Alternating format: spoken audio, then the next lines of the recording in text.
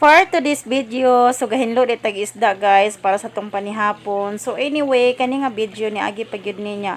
Karon pa ko ka lugar og upload kay gikapoy ko kay gilantan lagi nya karon pantaw na edit. Sa mao na ni kay garidi na mata sa tong panihapon, magsugba data og tulingan isa ra gud pud ka buok guys nya magkilaw ta og bulinaw.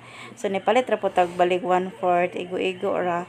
Nya na pud tay kuan, na pud tay burot-burot. Ato ni pritohon kay kani mga bata pilian di mo kaon og kinilaw dili mo kaon og sinugba gusto pinirito. So good na tawag prito sa ato ang isda nga burot-burot guys kay mao ni sudaan sa mga bata kay gusto nila pinirito. So sapit pa jud nahagbong ang isda inay gamay ra. Samtang busy ko gaprito sa isda diri sa kusina.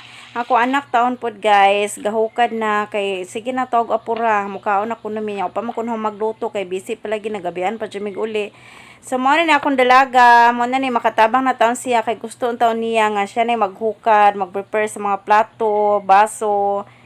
Sige ra bataw na siya pangutana o karaluto na ko. Unsay sudanon ma nya og di ganahan na taon na siya kuan guys, mag-request na siya paluto og itlog. Bahalag sige itlog kanunay basta mao jud na iyang paborito. Unya, kanaluto naman na itong piniritong burot-burot. So, ato na ning gihaon. Ang rong makandam ta sa itong panihapon. So, mao ni ato ang piniritong burot-burot. O, tanawa. Lami mo po ning burot-burot o yung panagsa. So, gandam na leta ni sa itong sugbaan guys. Ato na po ning gikatag ni ato ang kayo. Kay parang sugbat taon niya og tulingan. Unya, naana po ta diri sa kuan. Ato na po ning timplahan ng ato ang kinilaw nga bulinaw.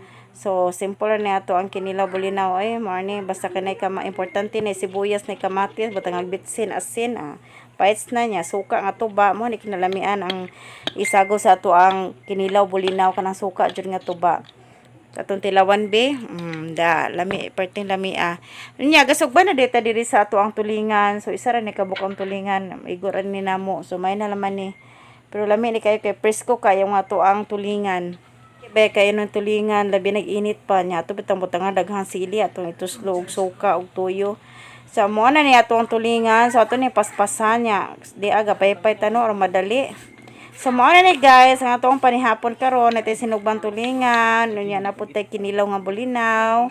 Mo na atong sauce o daghang sili. Mo na yung sudan sa mga bata guys, ang burot-burot. So, maura to. Thank you for watching. Nilikramo na po dang isa o kawaganahi.